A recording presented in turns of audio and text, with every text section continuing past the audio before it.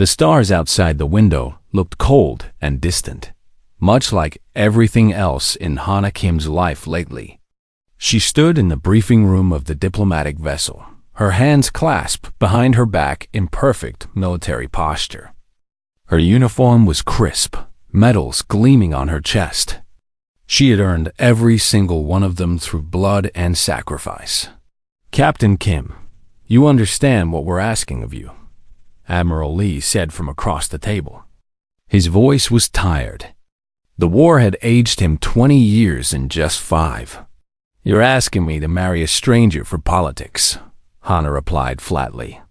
She kept her emotions locked down, the way she always did. Feelings were dangerous in wartime. The Admiral nodded slowly. "The Villain Confederation controls the hyperspace routes we need. Without their support, we lose this war. They've agreed to an alliance, but only if we demonstrate commitment through a formal union bond. It's their custom." Hana looked at the file on the table. A photograph stared back at her. Park Daeho, age 35, liaison officer. His face was ordinary, unremarkable. Dark eyes that seemed to look past the camera rather than at it. There was something unsettling about his calmness. "Why him? Why me?" she asked. The Thalan specifically requested him.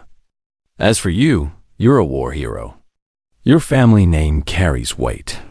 This union will be symbolic." The Admiral paused. "And public." Hana felt something twist in her chest, but she pushed it down. She had joined the military to protect humanity. This was just another mission. Another sacrifice. When? 3 days. She had fought alien armadas. She had watched friends die in the black void of space. She had made decisions that cost lives to save more lives. But somehow, this felt harder than all of that. 3 days later, Hana stood in a ceremony hall filled with dignitaries from 3 different species. The Thalan ambassadors watched with their large, luminous eyes. They were tall and slender, their skin shifting between blue and purple like oil on water. Beautiful and alien. Daeho stood beside her in a formal suit. He was exactly as unremarkable in person as in his photograph. Average height, average build. But when he had taken her hand during the ceremony, his skin had been strangely cool.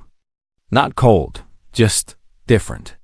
"I know this isn't what you wanted," he said quietly during the reception. His voice was soft, measured. "It's duty," Hana replied. "Want doesn't matter." Something flickered in his eyes. Sadness, maybe. Or understanding. "No, I suppose it doesn't." They stood in uncomfortable silence, surrounded by celebration. Humans toasted to the alliance. Thalan dignitaries performed their ritual songs. Everyone seemed happy, except the bride and groom. A Thalan official approached them, moving with that strange floating grace of their species. He bowed deeply to Daeho, lower than protocol required. "It is an honor to witness this union, honored." The Thalan caught himself. "Mr. Park." Daeho's expression didn't change, but Hana noticed his jaw tighten slightly. The Thalan moved away quickly. "That was odd," Hana said. "They're formal people," Daeho replied. But he wouldn't meet her eyes. Later, as another Thalan reached out to congratulate Daeho, accidentally brushing his arm, Hana saw it. Just for a fraction of a second, Daeho's eyes glowed with amber light. Not a reflection from the room's lights. Something from within. The Thalan jerked back as if burned, then quickly composed himself and walked away. Hana's military instincts kicked in. She had seen many things in war, but nothing like that. She studied her new husband more carefully. He stood perfectly still, barely blinking. His chest rose and fell with breath, but the rhythm seemed wrong. Too slow. Too measured. "Who are you?" she asked quietly. Daeho looked at her then, really looked at her, and for a moment she saw something ancient in those ordinary eyes. "Someone trying to do the right thing," he said. "That's all that matters." The reception ended. They were assigned quarters on Aegis Prime Station, humanity's largest military fortress on the border. The ship that would take them there was waiting. Hannah sat in her temporary quarters, reviewing the ceremony recordings on her datapad. She kept replaying the moment when Daeho's eyes had glowed. She enhanced the image, analyzed it. The glow was real, not a technical glitch. A message notification appeared on her screen. Sender: anonymous. Classification: eyes only. She hesitated, then opened it. Inside was a single line of text. Ask your husband about the Battle of Crimson Nebula. Hannah's fingers moved quickly across her datapad, accessing military archives. The Battle of Crimson Nebula, 7 years ago. A minor engagement according to official records. Human scout fleet ambushed by Vathrak forces. Expected outcome: total loss.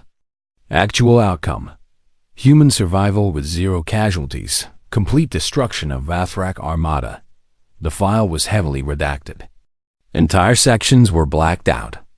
But one name appeared in the survivor list, buried in the crew manifest. Park Daeho, civilian consultant. Hannah's heart beat faster. What kind of civilian consultant survived an ambush that should have killed everyone? What kind of civilian consultant was on a military scout mission in the first place?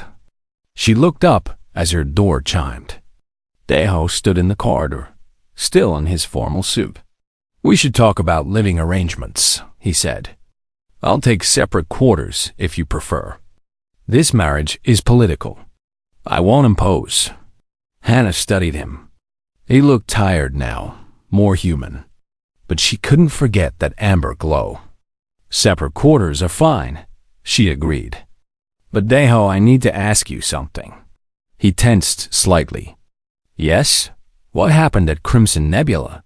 For a long moment, he was silent.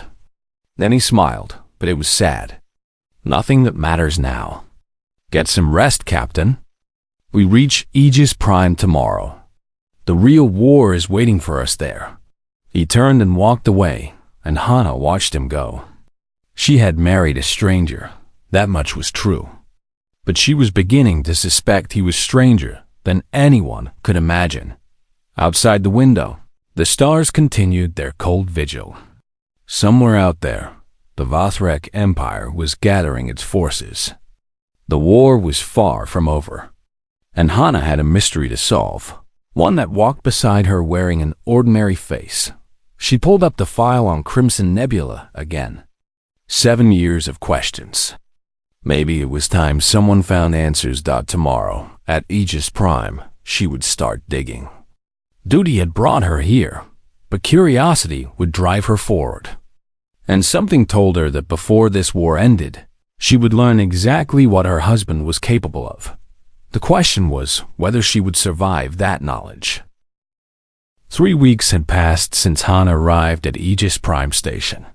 The massive fortress hung in space like a steel mountain, bristling with weapons and shields. It was humanity's last major defense point before Vathrak territory. Every day, scouts reported enemy movements. Every day, the tension grew. Hannah commanded the defense fleet from the tactical center. Ships, pilots, strategies, these were things she understood. Her husband, however, remained a puzzle. Daeho worked in strategic intelligence, 3 levels below her command center. She rarely saw him. When she did, he was always polite and distant. He lived in his separate quarters, ate his meals alone, and kept to himself. It was exactly what she had agreed to, but somehow it bothered her more than she expected. She tried to focus on the mystery instead of the strange disappointment. The Battle of Crimson Nebula haunted her thoughts. During her off hours, she dug deeper into the records. The more she searched, the less sense it made. The Vathrak attack force had consisted of 12 heavy cruisers. The human scout fleet had been just 4 small ships with minimal weapons. It should have been a massacre. Instead, sensor logs showed massive energy readings of unknown origin, then complete silence from the Vathrak vessels. All 12 simply stopped functioning. No debris, No survivors. Just empty ships drifting in space. Hana located 3 survivors from that battle still stationed on Aegis Prime. The first 2 refused to talk to her. They looked frightened when she mentioned Crimson Nebula and made excuses to leave. The third was Captain Choi Jinho, now flying patrol runs on the station's perimeter. She found him in the pilot's ready room, checking his fighter's maintenance logs. Captain Choi, I need to ask you about something, Hana said, showing him her command credentials. Jinho looked at her credentials, then at her face. His expression tightened. Let me guess.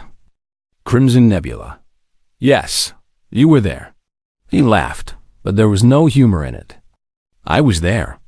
I watched reality break, Captain Kim. I watched a man walk into hard vacuum without a suit and survive. I watched him do things that shouldn't be possible. Hana felt her pulse quicken. What things? Jinho glanced around to make sure they were alone. We were dying. Hull breaches everywhere. Vathrak boarding parties cutting through our people like paper.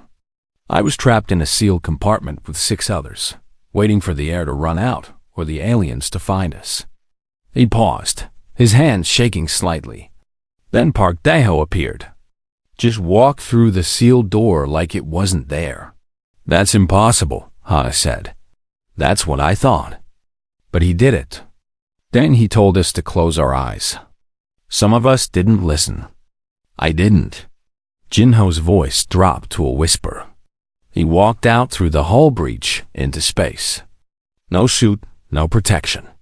The Vathrak ship was right outside, so close I could see their weapons charging. Then Daeho raised his hand and the ship just came apart. Not exploded. Not damaged. It separated into pieces, like someone had carefully disassembled it atom by atom. Hana wanted to call him crazy, but his eyes were too steady, too haunted by real memory.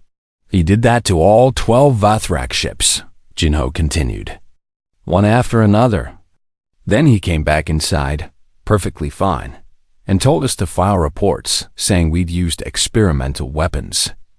Most of us were happy to lie. The alternative was admitting we'd seen something we couldn't explain. Why are you telling me this? Hana asked. Jinho met her eyes.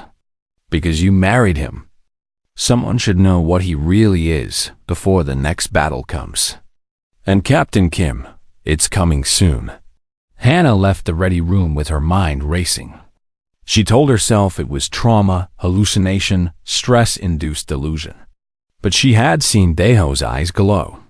She had seen how the Thalan treated him with fear, mixed with reverence. She began watching him more carefully. Small things that she had missed before suddenly seemed significant. She never saw him in the station's cafeteria.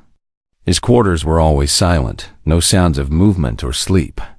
Once, passing by his workspace late at night, she found him standing completely still by the window, staring at the stars. She watched for 10 minutes. He didn't move once, didn't blink, just stood there like a statue. Then there were his tactical recommendations. Every simulation he ran, every strategy he proposed, worked perfectly. Too perfectly. He predicted enemy movements with impossible accuracy. Pilots who followed his flight plan survived engagements they shouldn't have. During a staff meeting with Thalan military advisors, one of them addressed Daeho as honored ancient before catching himself and quickly saying, Mr. Park. The other officers seemed not to notice. But Hana saw Daeho's subtle flinch. She couldn't avoid him forever. They were supposed to maintain the appearance of a married couple for diplomatic purposes. So she did something she hadn't done in weeks. She invited him to dinner in her quarters. Daeho arrived exactly on time, carrying a bottle of wine he said came from the last Earth vineyard before the evacuations. He was polite as always, almost painfully so. They sat across from each other. Hana had ordered food from the station's kitchen. She ate. Daeho moved his food around his plate, but never actually took a bite. You don't eat, she observed. I do, he said carefully. Just not often. How often? He smiled faintly. You're very observant, Captain. It's my job. And you didn't answer the question. Deho set down his fork. Once a month, maybe. I don't need to eat the way normal people do. I do it sometimes to maintain appearances, but it's not necessary for me. The casual admission shocked her. What are you?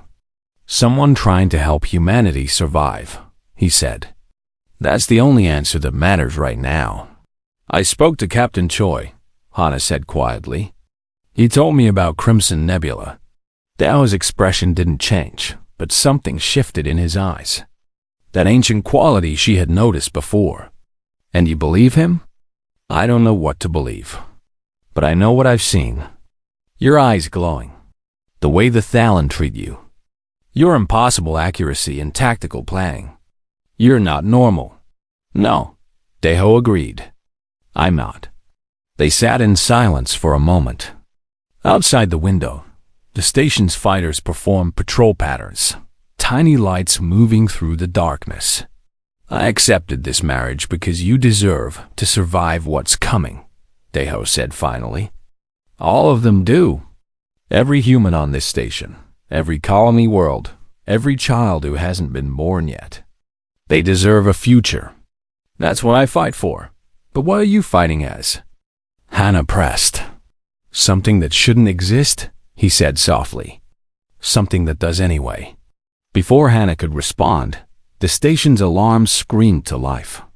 Red emergency lights flooded her quarters. Her command tablet buzzed with urgent alerts. She grabbed it, reading the data with growing horror. A Vathrak war fleet had emerged from hyperspace. Not a raiding party or patrol group. A full invasion force. The largest they had ever assembled. Hundreds of ships. Thousands of fighters. All heading directly toward Aegis Prime. They're coming now? Hana said, already moving toward the door. We're not ready. We don't have enough ships. We can't. You can, Deho interrupted. He was standing now, and there was something different about him. His posture had changed. The careful, ordinary mask he wore had slipped. Get to your command center. Coordinate the defense.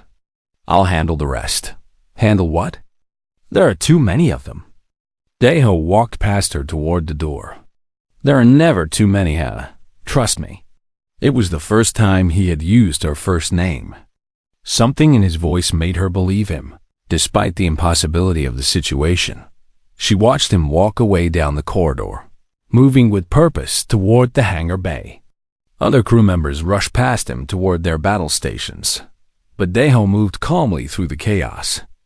He looked so ordinary, so human. But Hana knew better now. Whatever Captain Choi had seen at Crimson Nebula, she was about to witness herself. And she suspected that after today, nothing would ever be the same again. The command center was chaos. Officers shouted status reports over each other. Screens showed the Vathrak fleet approaching like a wave of death. Hana pushed through to her station and pulled up the tactical display. Her stomach dropped. 347 enemy vessels. 10 times their defensive force. The Vathrak had brought everything. All fighters launch immediately, Hana ordered, her voice cutting through the panic. Activate shield generators to maximum. Pull the cruiser squadron back to defensive formation Beta 3. Her crew responded instantly, trained reactions taking over from fear. On the screens, human fighters swarmed out from the station like angry insects. The Vathrak fleet continued its inexorable advance. Enemy opening fire, Lieutenant Park Minho called from sensors. No relation to Deho, just unfortunate coincidence. Plasma torpedoes incoming. Impact in 90 seconds. Brace for Hana started to say. Ma'am. The sensor officer's voice cracked with confusion. I'm reading something between us and the enemy fleet. A single human life sign. No ship, just floating in open space. Hannah's heart stopped. She knew who it was before she looked at the main view screen. The camera zoomed in, and there he was. Deho, suspended in the void between Aegis Prime and 300 alien warships. Around him, golden light was beginning to glow, growing brighter by the second. "What is that?" someone whispered. "Get me a radiation reading on that energy signature," Hannah commanded, trying to keep her voice steady. "Sensors are going crazy," Lieutenant Park reported. "The energy type doesn't match anything in our database. It's like nothing I've ever seen." The Vathrak fleet didn't slow. Their plasma torpedoes streaked toward Aegis Prime and toward Deho. Hundreds of them, each capable of destroying a building. The command center went silent as everyone watched the inevitable impact. The torpedoes hit the golden light surrounding Deho and simply vanished. Not exploded, not deflected. They dissolved like sugar in water, their energy absorbed into the radiance around him. Impossible, Lieutenant Park breathed, but it was happening. Deho raised his arms, and reality itself seemed to ripple outward from his position. The golden light expanded, forming patterns that hurt to look at directly. Mathematics made visible. Physics bent into new shapes. Then he moved. One moment, he was 1,000 kilometers from the nearest Vathrak battlecruiser. The next, he was right beside it. The sensors couldn't track his movement. He simply appeared, like space had folded to bring him there. "Get me visual on the enemy flagship," Hannah ordered. The camera zoomed in just as Deho placed his hand against the battlecruiser's hull. For a heartbeat, nothing happened. Then the ship began to come apart. Not violently. It simply stopped being a ship. The atoms that composed it separated and drifted away as harmless dust and light.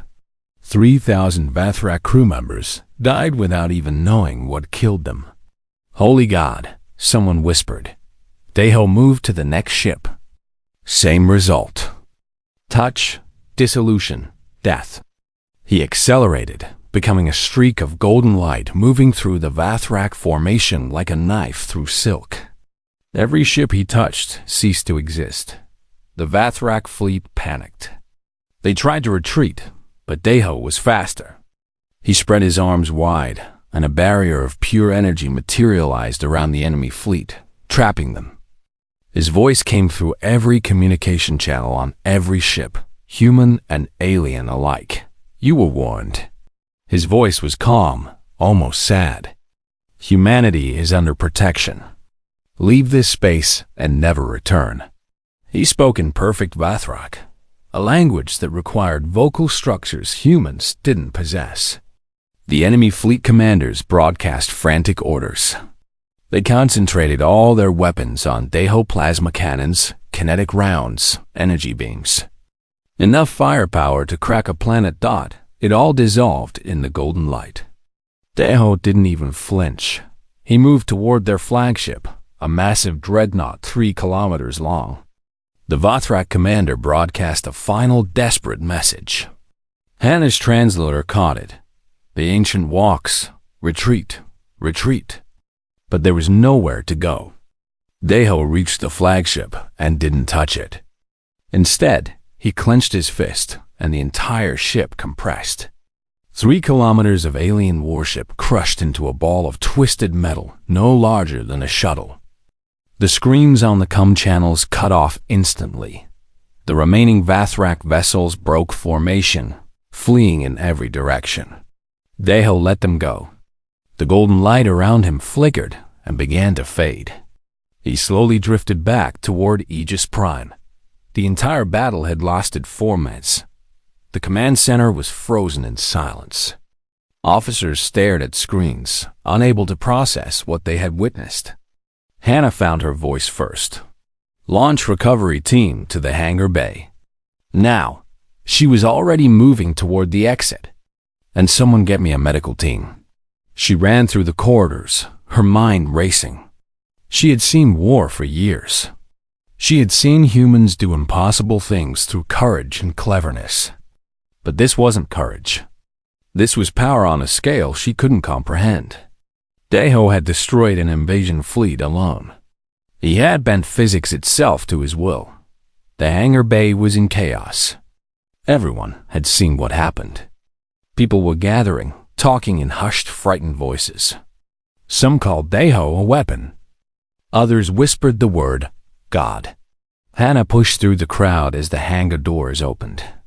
Deho floated in, carried by the recovery team's tractor beam. The golden light was completely gone now. He looked like a normal man again, except he was unconscious. She had never seen him unconscious before. Never seen him vulnerable. Get into medical, she ordered. Everyone else clear out. Show's over. People dispersed, slowly, reluctantly. As the medical team loaded Deho onto a gurney, the Thalan ambassador approached Hannah. His usual purple skin had shifted to a pale, frightened blue. Captain Kim, there are things you must understand, he said quietly. Your husband is one of the first humans. The transformed. We have records of them going back centuries. They protect your species from the shadows. Most humans never know they exist. How many are there? Hannah asked. 7, we believe. Perhaps fewer now. They rarely reveal themselves. The power they wield is beyond our comprehension. Beyond most of yours. The ambassador paused. The Vathrak know of them.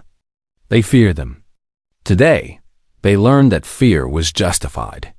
Hannah watched as they wheeled Deho away. Will he be okay?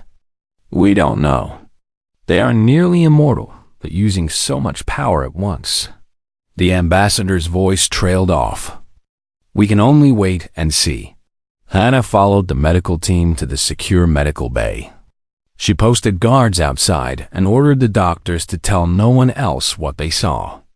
Then she sat beside Deho's bed and waited. Hours passed. Station command sent reports. The Vathrak fleet had completely withdrawn from human space. Enemy communications were full of panic. The name Ancient appeared over and over in their transmissions. Hannah ignored it all. She sat beside her husband, and he truly felt like her husband now, not just a political arrangement, and waited for him to wake up. When his eyes finally opened, they were normal again. Brown, human, tired. He looked at her, and something like fear crossed his face. You saw, he said softly. Everyone saw, Hannah replied. She reached out and took his hand. It was warm now, properly warm, not that strange coolness from before. I need to understand who you are. Not the legend. Not the weapon. You. Deho looked at their joined hands, and something in his expression broke. 300 years of loneliness showing through for just a moment. That might take a while to explain. I have time, Hannah said. Before Deho could respond, an urgent message came through on Hannah's command tablet. She read it and felt her blood turn cold. What is it? Deho asked, sitting up despite the doctor's protests. Priority transmission from Earth. The Vathrak Empire has declared total war on humanity. They're calling for a complete extermination. She scrolled through the intelligence report. And there's something else. They're bringing something from the deep space forbidden zones. Something they say can kill even you. Deho closed his eyes. The Void Eater? I was afraid they might try that. What is it? Something that was designed to kill beings like me. He opened his eyes and looked at her. Something that might actually succeed. Outside the medical bay window, the stars shone cold and distant. The war had just become something far more terrible than Hannah had imagined. But as she looked at Deho, exhausted and vulnerable and human, she made a decision. Then we'll face it together, she said. Whatever you are, whatever's coming, we're in this together now. Deho squeezed her hand. For the first time since she'd met him, he smiled with genuine warmth. Together, he agreed. The war was far from over. But something had changed between them, something that had nothing to do with duty or politics. Something real. 2 weeks passed. Aegis Prime prepared for the coming storm, while Daiho recovered in Hana's quarters. She had insisted he stay with her rather than the medical bay. The doctors agreed. There was nothing they could do for him anyway. His biology didn't follow normal rules. Late at night, unable to sleep, Hana found Daiho standing by the window as usual. But this time, she joined him. "You should rest," she said. "I don't sleep much anymore," Daiho replied. "Haven't for a long time?" "How long?" He was quiet for a moment. 300 years, give or take a few decades. The number hung in the air between them. 300 years. Hana tried to wrap her mind around it and failed. "Will you tell me?" she asked. "The real story?" Daiho looked at her, studying her face. Then he nodded and gestured to the small couch. They sat together, and he began to speak. "My name really is Park Daiho. I was born on Earth in 2547. I was an engineer, nothing special. I volunteered for a deep space exploration mission because I wanted to see what was out there beyond the colonies." His voice was distant, remembering. "We found something. An ancient structure floating in the darkness between stars. It was beautiful and terrifying. The architects," Hana said, remembering what the Thalan ambassador had mentioned. "Yes, they were a species that existed millions of years ago. They achieved something beyond technology. They learned to manipulate the basic forces of reality itself. They became beings of pure energy and consciousness." Daiho's hands trembled slightly. "They left behind their knowledge, hoping someone worthy would find it. You found it?" "I did." The structure was a repository, a library of everything they had learned. When I interfaced with it, it changed me, rewrote my DNA, elevated my consciousness, gave me abilities I never asked for. He looked at his hands. It also downloaded their memories into my mind. Millions of years of history. Their wars. Their mistakes. The loneliness of living beyond time. Hana felt her throat tighten. "What happened to your crew?" "They were already gone when I came back to myself." The transformation took what I thought was days. It was actually decades. I returned to Earth to find everyone I knew had lived and died while I was changing. His voice cracked slightly. "My parents, my sister, the woman I was going to marry, all gone. Just dust and memories. I'm sorry," Hana said softly. "I wasn't alone, at least." 6 others were transformed the same way, from different species that found architect repositories. We tried to help each other at first, but he shook his head. Some went mad from the power. Others became hermits. We scattered across the galaxy. I stayed near human space, watching, protecting when I could. He stood and walked to a cabinet, pulling out a small box. Inside were photographs, hundreds of them. Pictures of Earth through different eras. First contact with the Thalan. Human colonies spreading through the stars. Soldiers from dozens of different wars. This is what I've done for 3 centuries. Watched humanity grow. Stepped in only when extinction threatened. Always from the shadows. Always alone. He picked up one photograph. Until now. Hana stood beside him.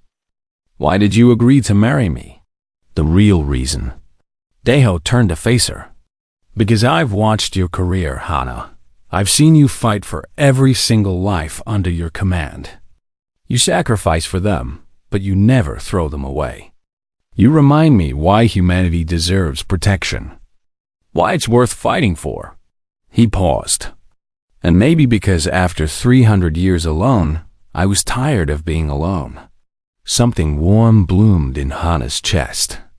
She reached up and touched his face. "You're not alone anymore." He caught her hand, holding it gently. "No, I'm not." They stood like that for a moment, and then Hana kissed him. Not out of duty or politics, but because she wanted to. because this strange, ancient, impossibly powerful man was also deeply, painfully human. When they pulled apart, Daeho was smiling. "We might die in 2 weeks," he said. "I know," Hana replied. "So let's make these 2 weeks count." The days that followed were strange and wonderful. By day, they prepared for battle. Hana coordinated with allied fleets. Daeho contacted the other first humans, the ones still sane enough to help. 2 agreed to come: Co Yuna, who protected the Outer Rim colonies, and Quan Timan, a hermit who rarely left his isolated station. By night, Hana and Daeho lived. They talked about everything: his centuries of experience, her family's military legacy, the future they both hoped to build. He showed her fragments of the architect's knowledge, teaching her basic techniques to resist energy weapons. She made him laugh, something he admitted he hadn't done in decades. "You know," Hana said one night as they lay together, "before this, I thought emotions were weakness. My family taught me that. Duty above all else. What do you think now?" Daeho asked. "That duty without something to fight for is just empty sacrifice. You give it meaning." She turned to face him. "Whatever happens in the battle, I want you to know this marriage became real for me. My choice, not orders." Daeho kissed her forehead. "Then I have something more valuable than power. Something to live for." Intelligence reports came daily. The Vothrak were bringing everything. Their entire Grand Armada, 10,000 warships. And at the center of their fleet, the Void Eater approached. Sensor readings described it as a tear in reality itself, something that consumed energy and matter equally. Yuna and Timan arrived 3 days before the projected battle. Yuna was tall and intense, with eyes that glowed faintly even at rest. Tamin was quiet and withdrawn, uncomfortable around so many people after decades of isolation. "The Void Eater is going to be a problem," Yuna said at the strategy meeting. "It was specifically designed by the architect's enemies to kill beings like us. It feeds on our power. Can we destroy it?" Hana asked. "Maybe," Taman said quietly. "But the cost will be high. Using enough power to kill it might burn out our physical forms permanently. We'd become pure energy. Lose our humanity." Daeho was quiet through most of the meeting. Finally, he spoke. "There might be another way. If we can overload it with energy all at once, create a feedback loop. You'd need to be inside it," Yuna said. "And you'd need to hold the energy steady while the feedback built. It would take time." "How much time?" Hana asked. "Minutes. Maybe an hour if we're lucky." Yuna looked at Daeho. "Whoever does it isn't coming back." The room fell silent. Hana felt her stomach drop. She looked at Daeho and saw the calculation in his eyes, the willingness to sacrifice himself. 300 years of protecting humanity, and he was ready to add one final act. "No," she said firmly. "There has to be another way." "Hana," Daeho started. "No, I just found you. I'm not losing you." She stood up, her military commander persona taking over. "We have 3 days. We figure out a better plan. That's an order." For the next 72 hours, the combined human genius of Aegis Prime worked on a solution. Engineers, scientists, and tactical officers proposed and discarded dozens of ideas. Hana barely slept, driven by desperation and determination. On the final night before the battle, she and Daeho stood at the window, watching the Allied fleet assemble. Hundreds of human ships. Tamin and Yuna's personal vessels glowing with contained power. "I think I have a plan," Hana said quietly. "It's risky, but it doesn't require your sacrifice." She explained it to him. A quantum bomb detonated inside the Void Eater, with Daeho using his power to seal the resulting rupture before it spread. Dangerous, but survivable. "It could work," Daeho admitted. "But someone has to plant the bomb manually inside the Void Eater. The radiation alone would kill any normal human." Then I'll go, Hana said. I'll wear the heaviest shielding we have. No. Yes. I'm not letting you do this alone. Either we both survive or we both die. She took his hand. Together, remember? Daeho pulled her close. You're the most stubborn person I've met in 300 years. I'll take that as a compliment. They stood together, watching the stars, knowing that in hours the greatest battle of human history would begin. The Void Eater was coming. The Vathrak Armada was coming. But Hana and Daeho would face it together. If we survive this, Daeho said softly, I want to retire. Find a quiet colony world. Live a normal life with you. Normal? Hana smiled. You're 300 years old and can move planets. Nothing about our life will ever be normal. Then, extraordinary, he corrected. But together. Together, she agreed. Outside, the first alarms began to sound. The enemy had arrived. The Void Eater emerged from hyperspace like a wound in reality itself. It was massive, easily 10 kilometers across, a swirling mass of darkness that bent light around it. Ships that got too close began to drift powerlessly as their reactors drained. Behind it, the Vathrak Grand Armada spread across space 10,000 warships in perfect formation. All ships, battle positions, Hana commanded from Aegis Prime's bridge. Her voice was steady despite the fear in her chest. Launch all fighters. Activate defensive grids. The human fleet responded instantly. Hundreds of ships moved into defensive formations around the station. Fighters swarmed out like angry insects. On the station's observation deck, Daeho stood with Yuna and Taemin, all three beginning to glow with golden light. I'll engage the Void Eater, Daeho said. You two handle the Armada. Keep them off Hana's strike team. Yuna nodded, her eyes blazing. Don't die out there, Daeho. You finally found something worth living for. The three first humans launched into space, becoming streaks of light, moving faster than any ship could track. The battle began. The Vathrak fleet opened fire first. Thousands of plasma torpedoes and energy beams cut through space. Aegis Prime shields flared bright, absorbing the impact. Human ships returned fire, and space lit up with explosions. Daeho approached the Void Eater carefully.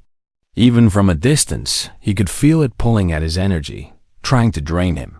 He had fought many battles in 300 years, but this thing terrified him in a way nothing else had. Behind him, Yuna and Taemin engaged the Vathrak Armada. Yuna moved like a dancer, touching ship after ship, each one dissolving into atoms. Taemin was more brutal, crushing entire squadrons with focused gravity wells. But there were too many enemies. For every ship they destroyed, 10 more took its place. The human fleet fought desperately. Hana coordinated from her command center, moving ships like pieces on a chessboard. She saw her people dying, fighters exploding, cruisers torn apart, but she kept her voice calm. Leaders couldn't panic.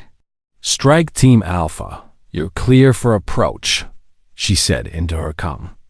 Proceeding to the Void Eater. She was in the strike team. Against all advice, she had insisted on leading it personally. 4 fast corvettes, heavily shielded, carrying the quantum bomb. Lieutenant Park Minho flew her ship. Captain, the radiation readings near that thing are insane, Minho reported. Our shields might not hold. They'll hold, Hana said with more confidence than she felt. Stay focused. Daeho saw them approaching. He moved to intercept, positioning himself between Hana's corvette and the Void Eater. The creature, it seemed alive somehow, reached for him, with tendrils of absolute darkness. When they touched him, pain exploded through his body. The Void Eater was feeding on his power, drinking it like water. He screamed silently in the vacuum, fighting to maintain control. The golden light around him flickered and dimmed. Daeho! Hana's voice came through his comm. Pull back. It's killing you. Keep going, he managed to say. I'll hold it as long as I can. But he was losing.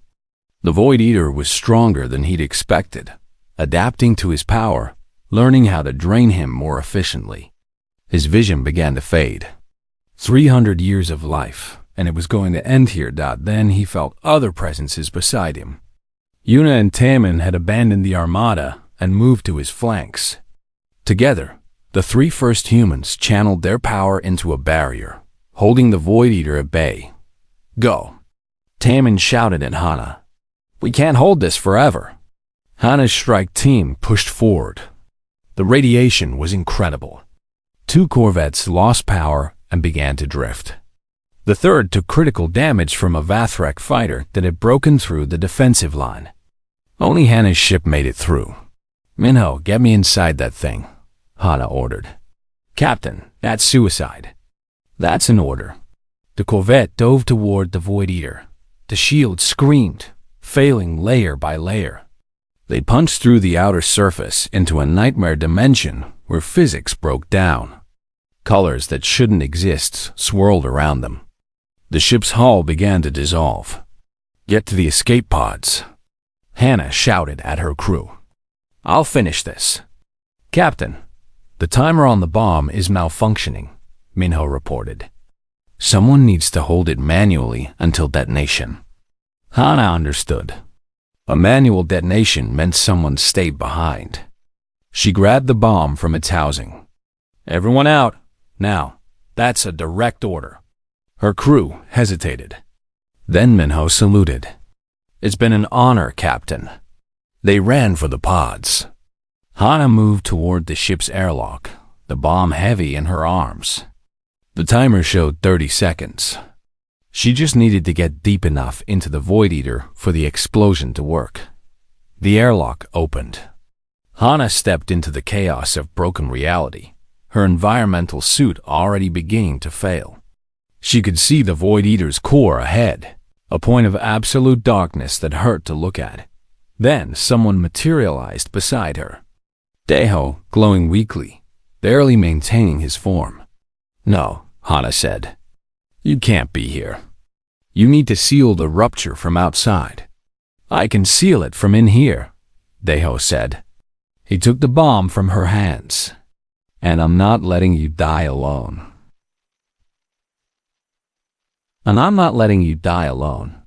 Deho, 300 years. I've watched people die to protect humanity. I'm done watching. He created an energy field around her, protecting her from the radiation.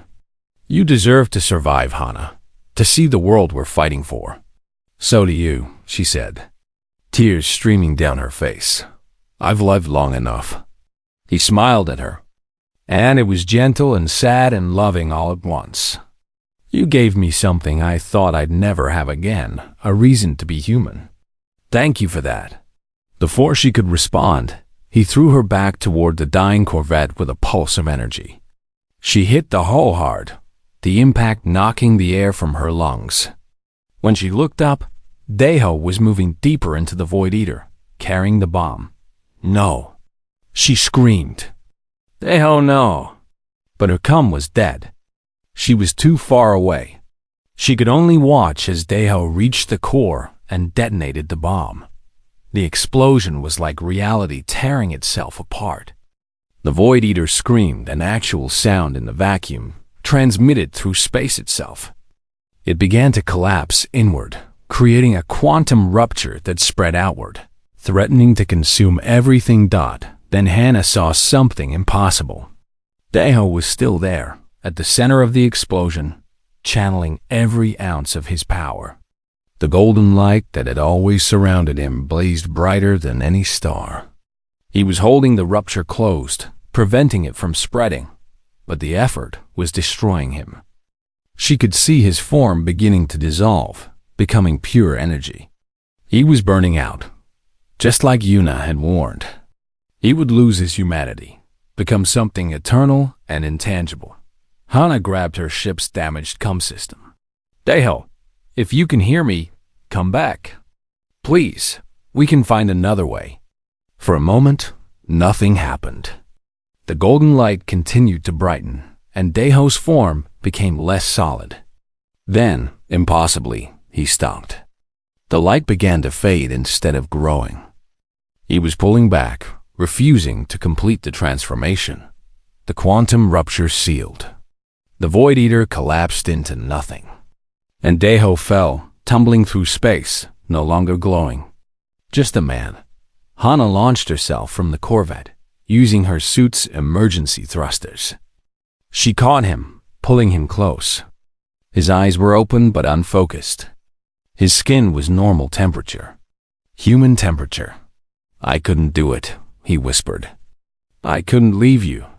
"You idiot," Hana sobbed. "Wonderful, stupid, beautiful idiot." A rescue ship found them minutes later. As they were pulled aboard, Hana realized something. Daeho's power was gone. She could feel it, or rather, couldn't feel it. The strange energy that had always surrounded him was absent. He was just human now. Mortal. Vulnerable. The battle was ending. With the Void Eater destroyed and their super weapon gone, the Vothrock armada broke formation and fled. Yuna and Taemin pursued them, ensuring they wouldn't return. The human fleet had taken heavy losses, but they had won. Aegis Prime erupted in celebration. The greatest battle in human history was over. The war was over. Humanity had survived. 3 months later, the peace treaty was signed. The Vathrak Empire became a minor power, forbidden from military expansion. The Thalan Confederation celebrated humanity's victory. The first humans became legends, though most people never knew more than stories. Hana and Daeho stood on New Jeju, a colony world far from the war. They had both retired from military service. No more battles. No more duty. Just life. Daeho taught engineering at the local university. He was 40 again, aging normally now. His students had no idea he had once been able to tear apart starships with his mind. Hana directed the colony's defense academy, training the next generation of protectors. She still woke up sometimes from nightmares of the war, but Daeho was always there beside her. "Do you miss it?" she asked one evening as they walked along the beach. "The power?" Daeho looked at the sunset, then at her. "For 300 years, I could move stars. I could bend reality. I was nearly immortal." He took her hand. "But I couldn't feel the sun on my face like this. I couldn't know what it meant to truly connect with another person. I couldn't look forward to tomorrow, because tomorrow was just another lonely day. And now? Now every day matters. Every moment is precious because I know it won't last forever." He smiled. "I gave up eternity and gained a life worth living." Hana stopped walking and kissed him. "We're pregnant," she said. Daeho's eyes widened. "What?" "I found out yesterday. We're going to have a daughter." She laughed at his shocked expression. "Are you okay?"